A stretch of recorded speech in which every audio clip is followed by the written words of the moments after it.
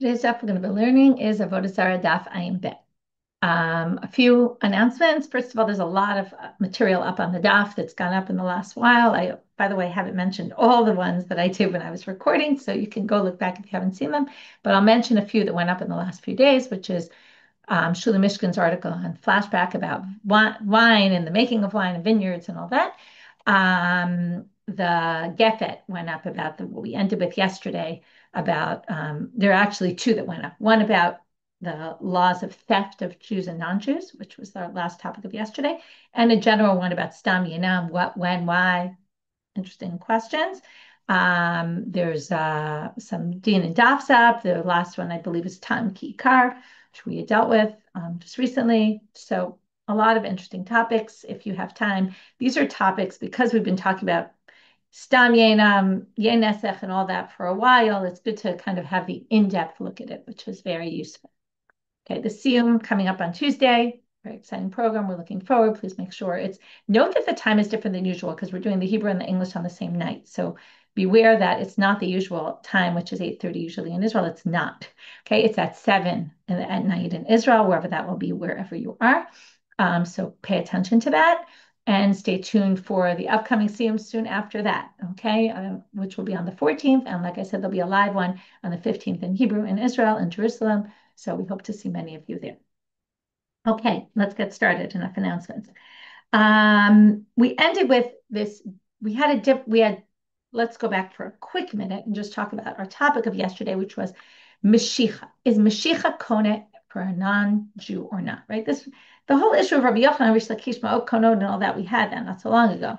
And now we're really getting to specifically the issue of Mashicha itself. Is Mashicha Kone? Is it not Kone? Okay, even if you say Mashiach is Kone, it could be you think money is also Kone for Akum. And if you think Mashiach is not Kone, then obviously money is Kone. Okay, so we put the money issue aside for right now, but it's big machlok. And a Maimar says Mashiach works. And again, Mashiach would include Hagbahal, lifting, and all that, everything we saw yesterday.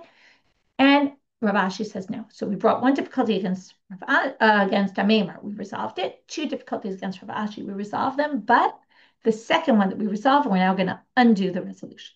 Okay, so I'm going to start off. Let's just review it. So we said that a ben noach is killed if they, right? Again, ben noach gets killed for any avera that they do, any of the 7 noach had lost, and right, that was a whole sugya in Sanhedrin. And then we said they get accused for stealing something less than a shefa pruta. So then we said, right, and they can't return it. So now they say, well, if you say Mashiach Bobei Kochavim Eina Kone, if you say they didn't, right, then if they didn't acquire it, then why would they get killed for this? There's no act of acquiring by them pulling it because they didn't buy it. There was no money, right? They just took it. The only way to actually acquire it is by pulling it. If it's not really theirs, it just happens to be they stole something of yours, but it's really still yours and it's in their domain. Then why would they get killed? And the answer is because they were tzarei Israel. They caused distress to a Jew by stealing. It's always distressing when somebody steals something from you, and on account of that, they get punished. So then the Gemara says, wait, so Rav Ashi now has to explain, umay lo nitan lehishavon. Now, how am I going to explain this term then? Eino nitan lishavon. Because eino nitan lishavon sounds like you have to return it, but you can't. But if it's not even the non-Jews, then they don't even have to return it. In other words, we just said Mashiach is not Kone. Mashiach is not Kone. Then how do I explain lo nitan lishavon? They mean eino b'torati shavon. It can't be ever returned because you didn't really steal it. You can't return something that you didn't steal. Again, technically it was stolen, but halachically, if there was no kinyan, then it actually still belongs to the Jew. It's like the non-Jew has the Jew's item in their house. So that doesn't need returning. Again, halachic returning. I'm returning from my domain to your domain. It still needs to physically be returned, but that's something different. Saying since there's no kinyan, it can't be returned. But now we come up with the big difficulty on Rav Ashi, and from here we're actually going to reject Rav Ashi's opinion because he hachiyem a seifa. This sounded very good, but you didn't read till the end of the Braita. The Braita that talked about the ben noach neraga pachamish pruta v'lo nitan le'shavam continued to say ba chavero nitala mimenu neherag alav. Now, if you're going to say, so what happens in the second part of the Braita? If after the non-Jew steals the item from me and is liable to death penalty, if someone steals the item from that non-Jew, they're also liable to death penalty. Now, something Rav Ashi just said doesn't make any sense.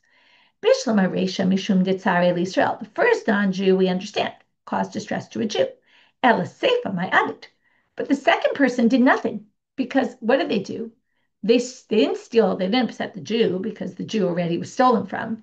And the non-Jew that they stole from, it wasn't their item. According to Rav Ashi, the item still belongs to the Jew. So they took an item that belonged to a Jew that was sitting in that person's house, and they took it. You shouldn't get the death penalty for that. That's not called theft. Theft is taking something that was in someone's domain and you stole it.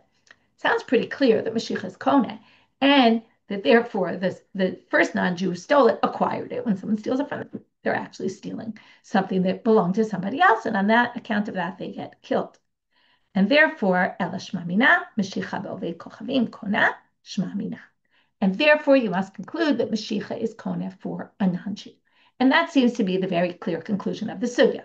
Now, as I said before, there's still a bunch of open things. Number one, even if Mashiach is Kona, it might also mean that paying money is Kone for a non-Jew, even though it doesn't work for a Jew that way. And that's based on the whole other sugya about Ma'od, Konod, and all that.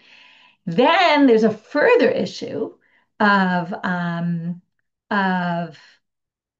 Rashi's opinion. Rashi, for some reason, takes the opinion of Rav Ashi and quotes, even though Rav Ashi is rejected by the Gemara, Rashi quotes, only money acquires for a non-Jew based on other sugyot, accepts Rav Ashi's position here, even though the Gemara kind of says, the Gemara never says the halacha, not like him, but it does say this makes it pretty clear that Mashiach is not Kona, and Mashiach is Kona, and yet Rashi paskins that way. So that's just an interesting point to note.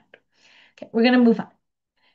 Now we're back to our Mishnah. Our Mishnah was discussing this case. So again, it all had to do with the fact that once you say yayin nesech is forbidden to benefit from, which we already said maybe, according to many Ashkenazi poskim, is not true anymore today. But you have to be cautious about when you're selling to them, right? And make sure that they don't offer this up as a libation before the sale is done, is before the kinyan is done, for the act of acquisition. Otherwise, you're going to end up getting money for benefiting from yayin nesech. So what the Mishnah determined, the key critical element is pasak, right? Which we then had to explain according to Rav Ashi, but it's the best way to put it is that pasak is a prerequisite. It has to be there. Now you might need money according to Rav Ashi and Mashiach according to Amemar, but you definitely need pasak. Without pasak, without agreeing on a price, there's no kinyan, because nobody, and that's what we talked about yesterday, finished yesterday's daf with this idea, nobody will definitely agree to something before they know what the item's going to cost. In light of that, we're going to have some situations. Now, our Mishnah is specifically about yayin nesech. The question is going to be, is this a law specifically in yayin nesech? Because yayin nesech in general, we're very strict. Or is this in general? And that's going to be our question. So to get to that question, we're going to have some situations that happened.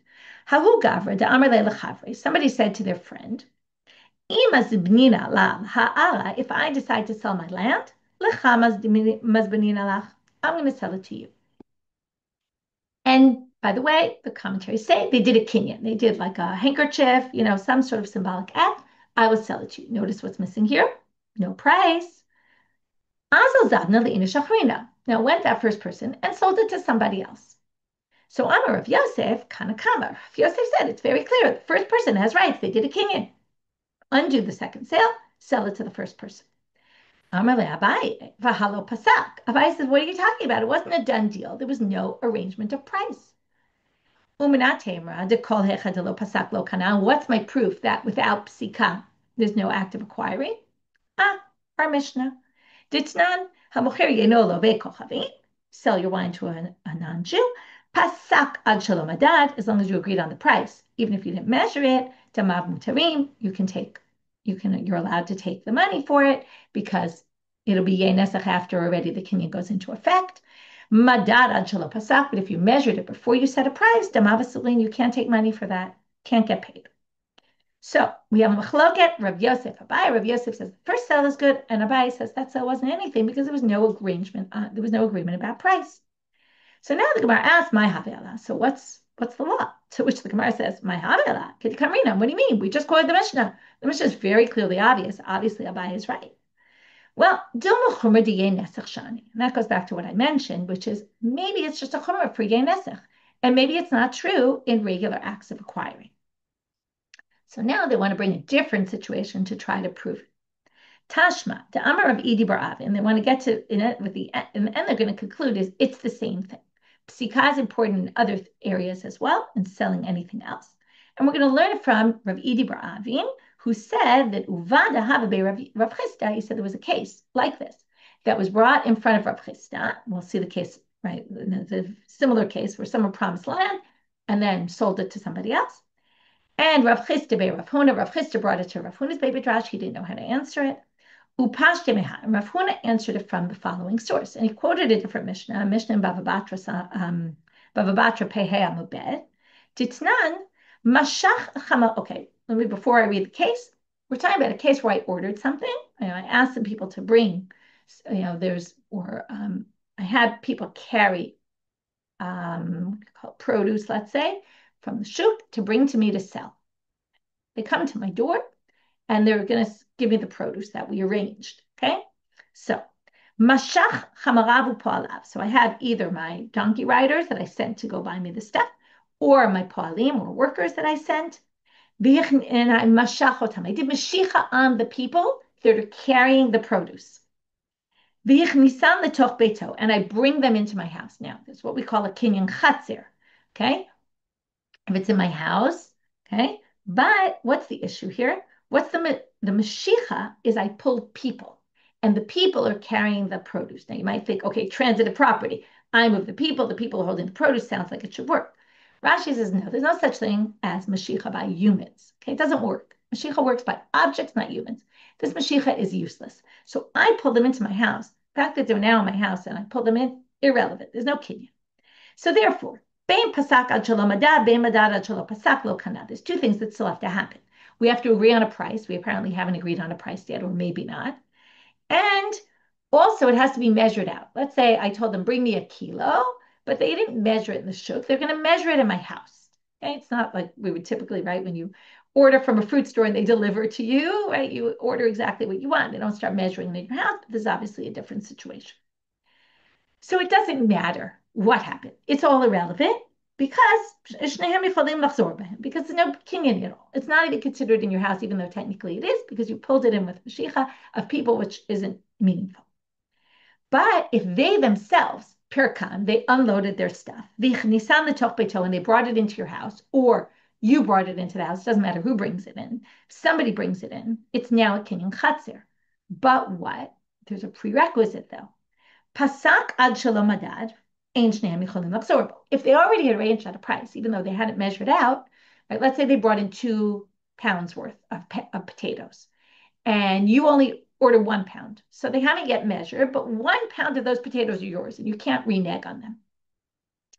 But as long as you arranged at what price you were paying for those potatoes before they brought them in your house, or before you measured them, madad ad shelo pasak. But if you measure them and didn't agree on a price, everyone can change their minds, even if you measure them, even if they're in your house. As long as there's no arrangement of price, there's no kinyan. And there you have it. So it's obviously applicable in other areas as well. Okay. Another case. If I sell my land, now in this case, what do you see? Gave a price. We're going to sell it for, I will sell it to you, only to you, and I will sell it to you for 100 zuz. Now you see the case is different. Then the person went and sold it to somebody else for 120. Amarav Kahana, obviously, Kanakama. There was an arrangement. And again, they did a kinyan. Okay, they don't say so, but obviously without a kinyan, it's really not meaningful. You had to have done some act of acquiring. They did, one of these handkerchief transactions. But so Rav Kahana says, of course, the first transaction is valid. He has to get back the land from the other person. Won't get his 120, he'll get his 100 from the first person. However, very interestingly, Matkifla Rav Yaakov in a harpakod. Hi Zuze on Suhu. Wait, but the price is what pushed him to renege on his deal. that's a different story. If you could get more money for your land, you're allowed to do that.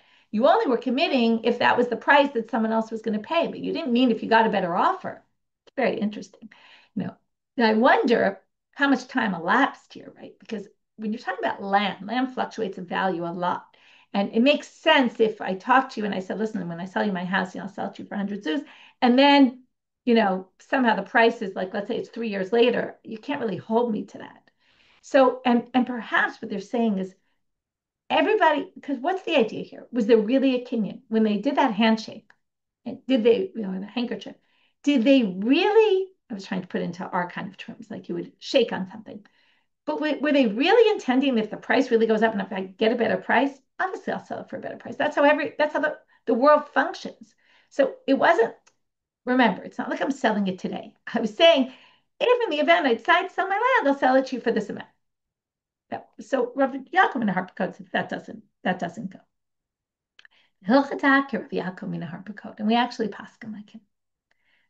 Amarle, now, this whole sugi has been based on we set a price. Now we assume set a price means like here, we set a price, we said it's going to be, X per kilo or whatever, right? 100 for the house. But what if we said there's another kind of pasak? Amarle kiddeshayme b'tzlata. I say I'm willing to pay you whatever 3 people assess this to be. And then whatever the 3 people assess, that's psika also. But now we're going to go into a whole bunch of different languages and what each language means if I say the following words. So if I said, like they assess with 3, 3 is usually, when we hear the number 3 in 3 people assessing, what do you immediately think of? A court. Beit din is 3, right? Especially assessments are done often by the court. So how do courts work?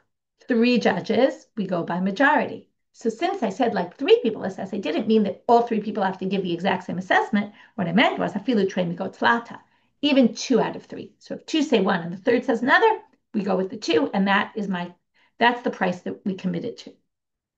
But if I say kida amre b'tzlata, I don't say as 3 assessed.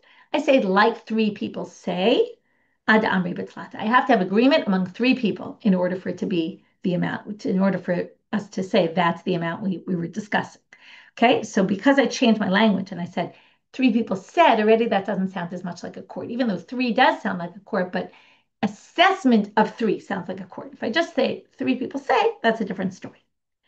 But if I said kiddeshayme ba'arba'ah, if I said like 4 people assessed, ada amre ba'arba'ah, then you have to have all 4 people agreeing, because if I wanted majority court, that kind of thing, I would have said 3. The fact that I changed from the typical and said I want 4, I obviously meant that I wanted something more. I wanted more agreement of 4 people, and you need all 4 people to agree and not 3 out of 4. And obviously, and obviously, if I said like 4 people say, if 4 people if 3 people say, if I said if 3 people say, and I mean it has to be 3, then obviously if I say 4, then it has to be 4. Amarle, kiddeshayme b'tzlata. What if I said like 3 people assess? V'atu tzlata b'shamua, and 3 people come and give the assessment. V'amale idach, and the other one says, leitu tzlata achrine t'kim leitfei. I want to bring a different 3 because I trust them more. So Rav Papa dinahu dema'akiv. So Rav Papa says, oh, I actually realized I just explained this wrong in the Hebrew. Okay, I did it flipped. Rav Papa says he can insist on 3 other people doing this. Okay, he could say, I'm going to change to those 3 people. Oh, no, right. No, I just got confused again. Did it the way I said. Then let me just make sure. I think it's the opposite. Dinahu dema'akiv, the first person could not allow it. I think that's what it is. 1 second. Let me just double check. Don't confuse these. Oh, no, I was right. Okay. It is dinu demakiv. The second person can stop them from doing it, can say, no, I want my 3 to do it.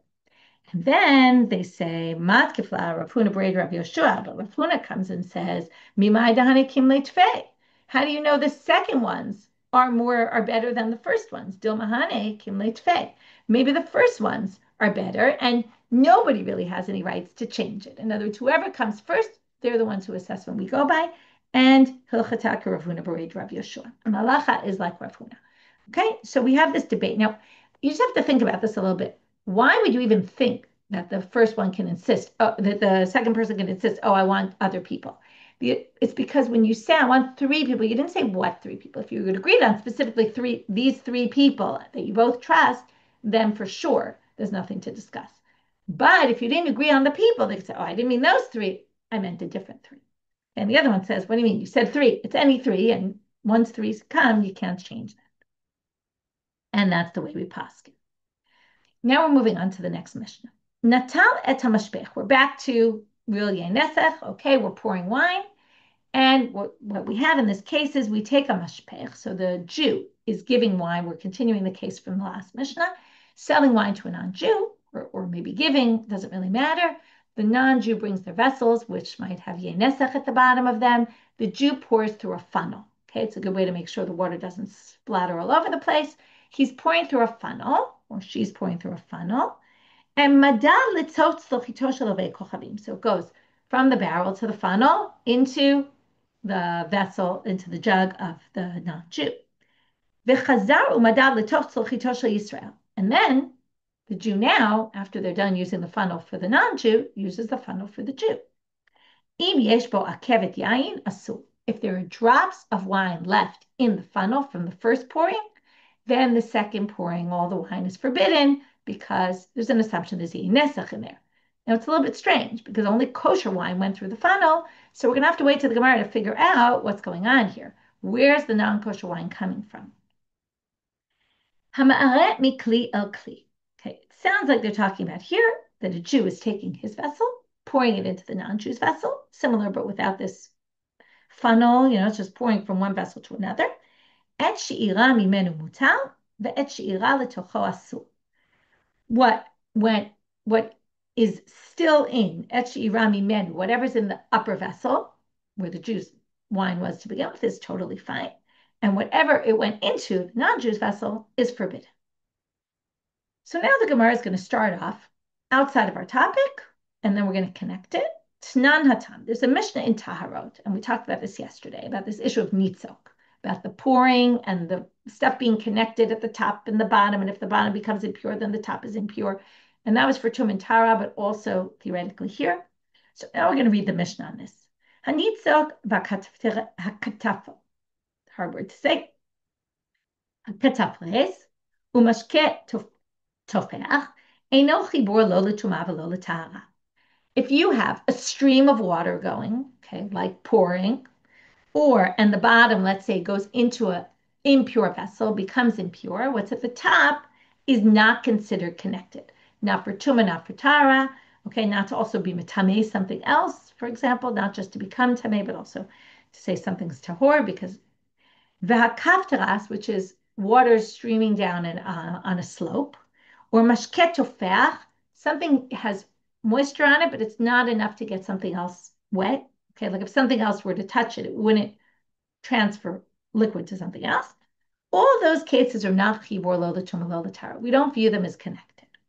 So again, the important part for us is this stream that's going. What's at the top is not connected to what's at the bottom. The bottom can be impure, the top can be pure. But but if you have like a pond or sitting water, chibur l'tumah l'tara. So if one side of that pond becomes impure, the rest of it is impure. It's all considered connected. It's very logical. Amar Rav Huna, nitzok ve'katafres umashket tofeach chibur le'inyan yayin nesech. Now here Rav Huna comes up and says something which is going to trouble everybody, which is it does work for, meaning it does view it as connected for yayin nesech purposes. So if you're pouring, what's at the top is going to be connected to what's at the bottom. So now they want to know, Amar le Rav Nachman le Rav Huna. Rav Nachman says to Rav Huna, min halacha, where do you get this from? And he starts one source after the other. We're going to go in order. Mishnah and Tarot, first line in our Mishnah, second line in our Mishnah, and then a Braita. Okay? And from none of these 4 sources are we going to be able to come up with our answer. In the end, we're going to be left without an answer. And then the Rishonim, we're going to have this deliberation. Do we hold like him or not? If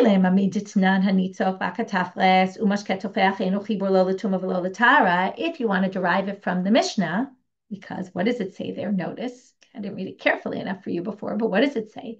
These 3 things, right? The nitzok, the katafres, the mashket tofeach, is not chibur, and here come the key words. Lo l'tumah velo l'tahara, not for tumah purposes, not for tahara purposes. Notice what it does say and notice what it doesn't say. L'tumah u'letahara hu delo havi chibur. It's not chibur specifically for those things. But ha le'inyan nesech havi chibur. But you would say then, for nesech though, maybe it is chibur, and maybe we can infer it from the Mishnah. What's the problem? Classic problem, and we're going to do this twice today. Ema seifa, look at the second part. Hashbor in chibur lituma v'letahara. A pond, it is viewed as connected for tuma and for tahara. So if you're every time it says not for tuma, not for tahara, or yes for tuma, yes for tahara, we're going to say but not for something else, right? The reverse. So you're going to have the opposite conclusion. Lituma l'tahara huda chibur halin yen nesech lo chibur. You're going to say, wait, ashborin is chibur specifically for tuma and tahara, but it's not for yen nesech, for example. That would be ridiculous. So now we cannot infer anything from here. It's inconclusive. Okay, second source. I said now we're going to go to the first case of our Mishnah, which you can see why they're going to use this. Tanan natal tamashpech umadad letoch tzluchito shel avei kochavi v'chazar umadad letoch tzluchito shel Yisrael. So you take the funnel and you pour from it into the cod of the jug of the non-Jew, and then you use the same funnel for the Jews, turning out amabed. If there's some wine left over in the funnel, it's a problem. Now, what's in this funnel, how on earth could it be forbidden if not by, because no wine of the non-Jews got into there, right? Lab benitzok, is it not nitzok? And then shmamina, nitzok chibur. Then what do you say? Nitzok is chibur, okay? And then you would say that since you're going into three vessels, right, what's at the top one is already not really viewed as connected. But what goes through the funnel and into there is all considered connected. So if there's wine that's in there that was connected with the wine that went down into the bottom of the non-Jews jug, which had some droplets of yayin nesech in it, then the droplets that are above are considered a tarovet with yayin nesech, and it's forbidden. Again, we're going to get to the whole sugya tomorrow about how yayin nesech is osur b'kol shehu. Any amount of yayin nesech forbids. So even though it's just drops, which I meant to mention yesterday also, so we're talking about those droplets in a mixture forbid. Okay, even in any amount. Wine and wine, that's going to be the whole topic for tomorrow. Okay.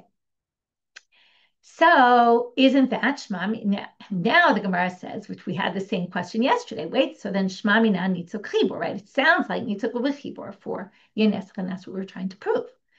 However, they say no. Because Tani Rabbi Chia understood our Mishnah talking about some other issue. It has nothing to do with nitzah. What's the issue? Shepechasto tzlichuto. Okay, we actually had this before in Daf Nun Vav, this concept.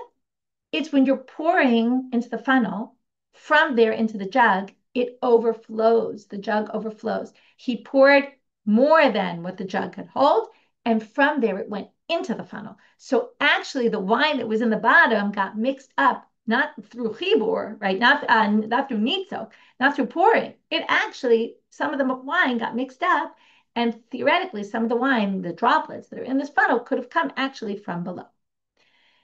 So now they say, okay, if so, so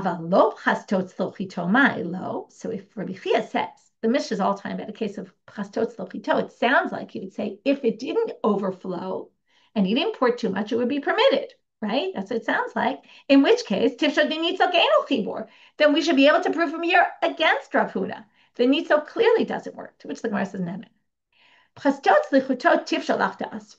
What's clear to Rabbi Chia is, for sure, if it overflowed, the wine in the funnel will be forbidden.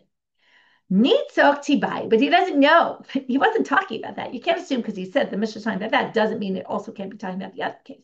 He doesn't know what nitzok chibur, whether it's chibur, whether it's not chibur, and therefore that's not conclusive to knock out Rav Huna. Okay, next source, Tashma, as I said, we go now to the second line in our Mishnah. Hamaremi kli lekli. Now we're going to do again an inference, and then we're going to have the same problem as before, where you can infer from the beginning, you can infer the opposite from the end, but we'll get there soon because we're going to have a few minor things to figure out before we get there. So first, we're going to do our first inference. Ma'aremi kli lekli. So notice what it says. You're pouring from one to the other. Now, there's an assumption here that there's, and it's going to be hard to understand, we'll see the Gemara is going to somewhat reject this, but there is some concept of three parts. There's the part where you're pouring from one kli. This is not through a funnel, so it's a little different. You're pouring from one kli to another, and then there's some airspace in between. So there's what's in the middle, There's what's in the top vessel and the bottom vessel, or second, first and second. They don't have to be up, down, but first, second, assume the top one's going to be a little higher. And then there's going to be a little airspace. You're not pouring it like one right on top of the other, but there's a little space in between. So it says when you're doing this, the one at the top that stays in the top vessel is permitted. Hadibeni beni asur. Sounds like if there was anything though in the middle airspace, that would be forbidden. Shmamina nitzok chibur. Sounds like nitzok is chibur, because why would the part that was in between be forbidden if not because of nitzok? This obviously adds a major problem, especially according to our understanding of nitzok, which is what the Gemara is going to ask right now. In nitzok chibur, if you're saying when you're pouring, it's all connected, afilu degave demana nami litzar, whatever's in the upper kli is going to be, the first kli is going to be forbidden as well, because nitzok goes all the way back to where it's coming from. So that definitely can't work. Okay, so they say no. Initzok halokashya dekamakatev kitufe. They say maybe there's different ways of pouring. Okay, there's pouring the way you pour from a pitcher of water in the table, right? You pour and you're just continually pouring. That's what we've been thinking of until now. But you could also pour in short bursts. Now, if you pour in short bursts, then really, even if you say nitzok is chibur, what's at the top and stays in the top vessel is not really going to be called nitzok. And only you're going to forbid this beni. So they now limit it to say, let's go back to the inference and say the beni is asur, because only what's in the top is permitted, what's in the bottom is forbidden, and what's in the middle, since it said what's in the top is permitted, we'll assume what's beni is asur, and that's because of nitzok. You would have to say it's only in a case where they poured it very short, stop, short, stop, short, stop, short. Keep doing it in very short, and then the nitzok is really only that part in the middle. However, right, and therefore mikol makom nitzok chibur, and then you could say nitzok chibur, and again, this is all to try to prove Rav Huna. Why did he say nitzok is chibur by yayin nesech? And we can prove it from our Mishna. But now we're going to go to what I said we're going to go to, which is, well, the inference from the end, from the second part of the Mishna is the opposite. It says the one that it goes into, the second vessel, is going to be forbidden, the wine in there, which implies shari, whatever's in between is permitted. Therefore, okay, it was kind of a waste of time that we went through all this thing to say kitufe and all that, because because in the end, it wasn't going to be a good proof in the first place, because it's an inconclusive, just like the first one. It could go, the first part you could get to one conclusion, from the second part you get to the other. This is always, it goes on the Gemara all the time, where a case where a source will bring the two extremes and won't talk about the middle, and then you just don't know what the middle is, and therefore you can't conclude anything. Now we're going to bring a braita, last source, to try to prove Rav Huna. As I already told you, we're not going to succeed. Tashma ha'ma'aremi chavit lebol. So you're pouring wine from a barrel into the pit. Kiluach hayored misfat chavit lamata asur. Now we assume, this is just like all our other cases, we have a Jew pouring water from a barrel to the pit. The pit is the non-Jew's wine, and there could be yayin nesech in there. Kiluach hayored misfat chavit lamata asur. Anything that's coming from the sides of the barrel that is going down into the pit is going to be forbidden. So what do you see here? That's nitzok, if not, right? Of course it's nitzok. Well, no, because Tirgama Rav Sheshet explained that. And again, you could say that that's Rav Huna's source. It's just Rav Sheshet has a different way of understanding that source. Rav Sheshet explained it that that's not the case at all. Notice it doesn't say who's pouring what into where.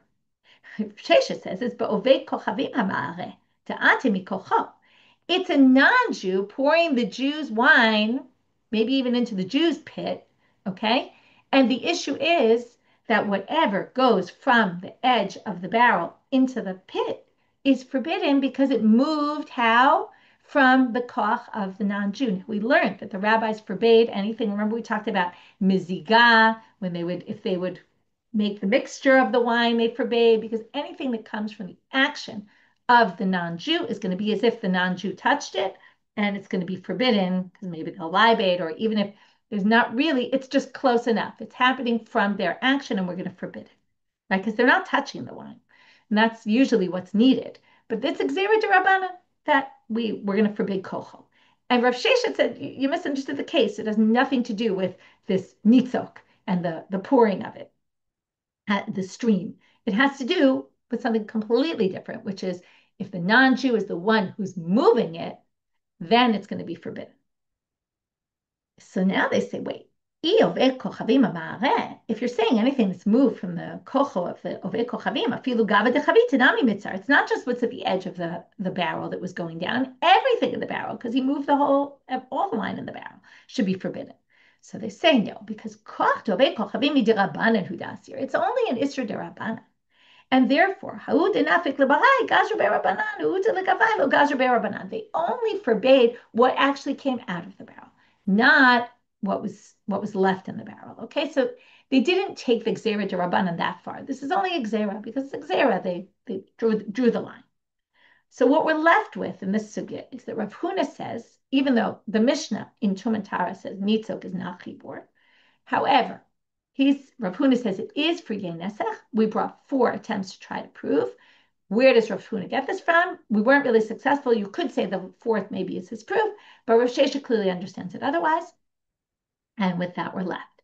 Some of the Rishonim Paskin like Rav Sheshet, those like Rabbeinu Tam, who, as we know, already discussed, who was Baal Tosfot, they were in general more mekel with yayin nesech. They, one second, I just want to make sure I have this right, that Rabbeinu Tam, I think, permits, and that others forbid. Okay, so one second, let me just get it. Second.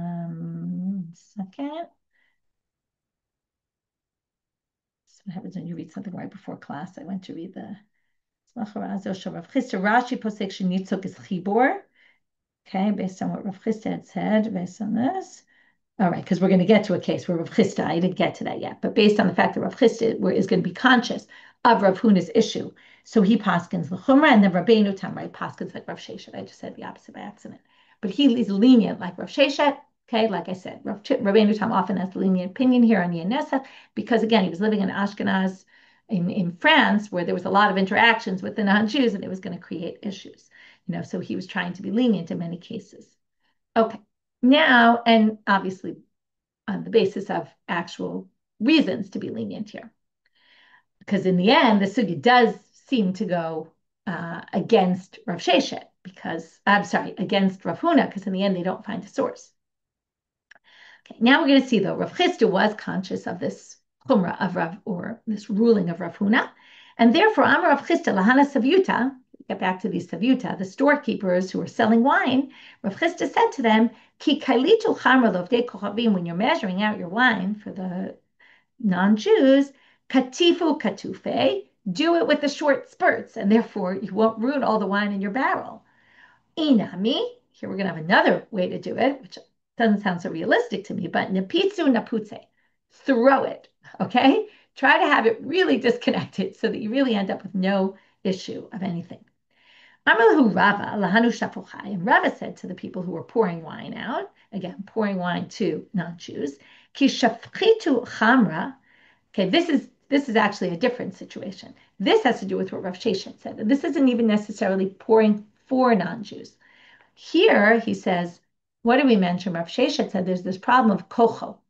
So he says, when you're pouring out the wine, lo likra vovei kochavim l'sayah b'hdaichu. Don't have a non-Jew join you in pouring the wine. Okay, meaning, imagine, big, heavy barrels. You can't do it yourself necessarily, so they would do it with 2 people. Don't use a non-Jew. Now, kocho is a problem. Kocho is a problem. It's a gzera d'Rabbanan. So we're only going to be strict when it's completely the koch of the ovei kochavim.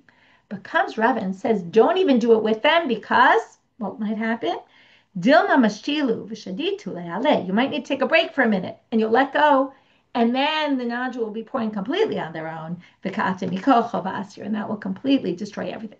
By the way, I wanted to mention this, and these are really cases of hefsed merubah, right? You're pouring wine from your barrel. If you accidentally let the non-Jew, right, get in the way, it's going to ruin your entire barrel of wine. That's a lot. That's a big loss. It's one of the reasons why they say that Rabbeinu Tam is lenient, specifically also if it's the big hefsed.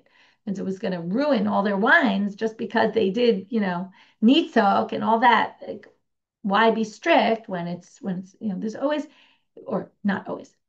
They try to find heterim when it's a hefsed merubah. So this would be a good case if I have to say merubah, but he says, better try to avoid the problem. Here we're talking about a different issue, not the nitzok. We're talking about the problem that Rav Shesha brought up about the kochel.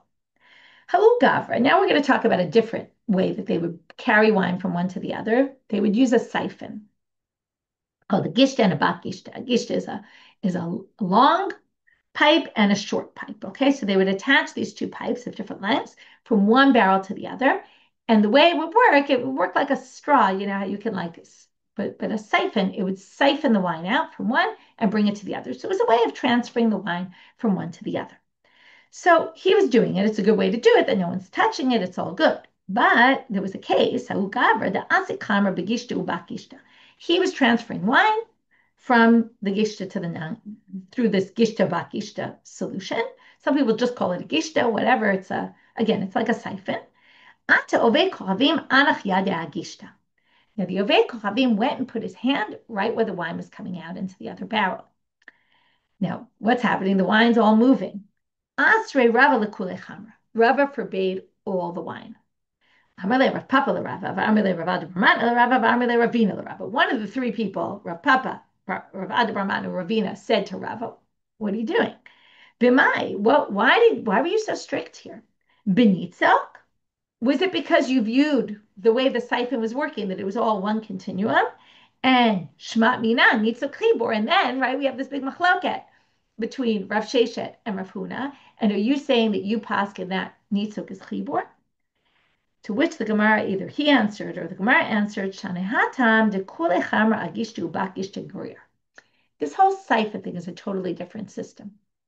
If I'm pouring, I can control it, I can stop, I can this.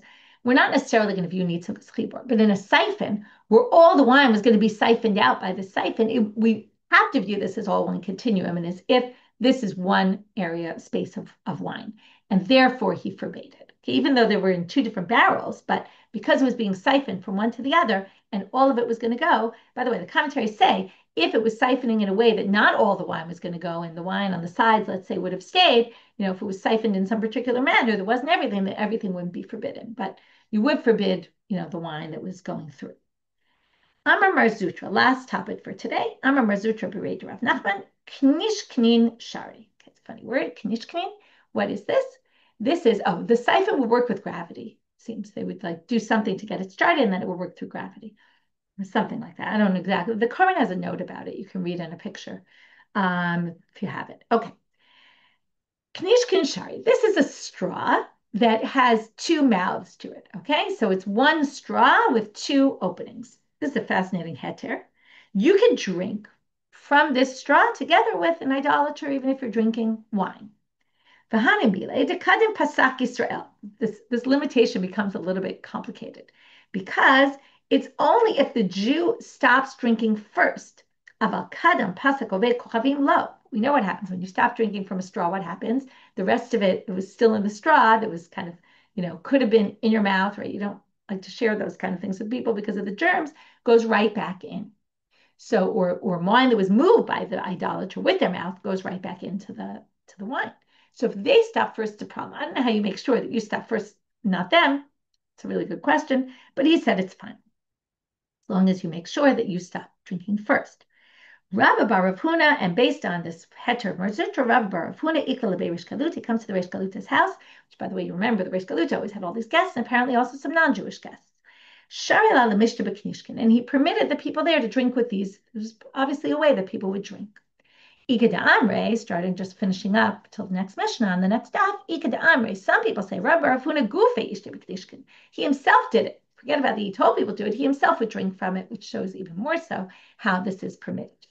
Okay, so we finished up with the topic of Mashiach, is it Kona, is it not Kona, with the last question on Rav Ashi. Then in the end, we knock out Rav Ashi's opinion. And we conclude that Mashiach is Kona by Avodah Zarah, even though, as I said, Rashi doesn't agree with it, halacha l'maaseh.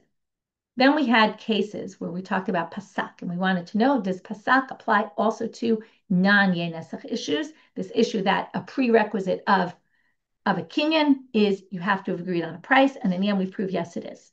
Okay, and we prove it from a different Mishna in Bava Batra, in a case that happened where they passed it based on the Mishna, and then we had this, and that was basically because of this case that came up about selling the land, and then they didn't know what to, right? There was Machloket Abaye and Rav Yosef, and in the end, they proved that we can learn it from this Mishna Bava Batra. And then we had all these different languages of what is, what is Pasach. It's not just to agree on a price. You could say, I agree, whatever 3 people is that, or 4 people, what each different term really means and what the requirements are. Then we went to, and then we also had that side case where the price changed. And then we, in the end, posted that actually you weren't committed to your original arrangement, even though you had set a price. Okay, then we had the case of these 2 cases in the Mishnah of pouring the wine through the funnel, and the drops that are there are a problem, and then also pouring from one kli to the other. The top is fine, the first one is fine, the second one is not. But really, the main topic ended up becoming this nitzok. Is nitzok chibur, is it not? Rav Huna said it was, and we don't know on what basis, because the Mishnah said it's not for Tumantara. And then we said, well, maybe not for Tumantara, maybe it is for there, or maybe we can learn it from case 1 in our Mishnah, maybe we can learn it from case 2 from our Mishnah, maybe we can learn it from this bright. In the end, we really couldn't conclusively prove that Rav Huna was right. And then Rav Chisda, anyway, was Machmir Lakim. And we saw Rav Sheshet disagreed because he understood that last source differently. And then we got off on that topic of how he understood about kocho of a non-Jew. And we finished up with the knish knin, this special unique straw where they would both be drinking from, ultimately, the wine they were drinking was coming from the same place. And yet we permitted it under certain conditions. And with that, we finished for today. Wishing everyone a Shabbat Shalom and Shishma B'Salat Tovat.